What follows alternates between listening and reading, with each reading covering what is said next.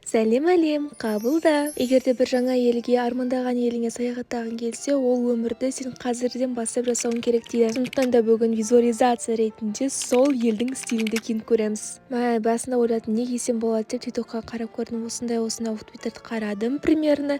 Давайте осының біреуін өзіміздің киімімізде, гардеробында не бар, сонымен ұйқастырып көрейік. Бүгінгі көңіл күй, қыздың көзі қызылда, сондықтан да бір образымды, бір детальді қызыл қылдырғым келіп тұр. Так, көгілдір джинсын киіп алдым. Осындай ақ кофтамен жилет кимекші болдым. Өте біртүрлі тұрып, маған жараспайды, және де итальянский вайп мүлде беріп тұрған жоқ. Давайте қайтадан бәрін бастаймыз. Қызыл юбкамды алдым, және де ақ түсті лонг слинді киетін болдым. Шынымен де не екенін түсінбедім, бірақ та бүгін қызыл түсті киінгім келіпті, және де итальянский вайпта міндетті түрде мойнымызда шарфик болу керек. Кстати, мойныма осындай кішігірім платоктар таққан ұнап жүр. Кәдімгідей менің вайпыма прям идеально күшті келетін секілді.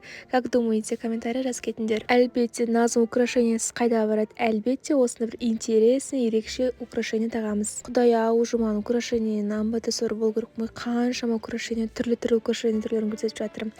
Деп армандап қояйық. Сонымен түнімен осы бигудимен ұйықтаған болатын, чтобы таңертең осы вайпты беру үшін. А вот осыны итальянский локоны жасап алдым, итальянский қыздар секілді. Және де осындай тәтті бір иіссу сеуіп алдым. Өте дәмді қыздар. Вуаля, бір Италияда бір свидание бара жатқан қыз сияқты киініп алдым. Образымды комментарийда оцените. Ал келесі қандай елге визуализация жасайық, міндетті түрде комментарий жазып кет. Ал давайте қыздар, өз стилімізбен армандарымызға жетейік, сондықтан да маған тіркеліп қойыңдар.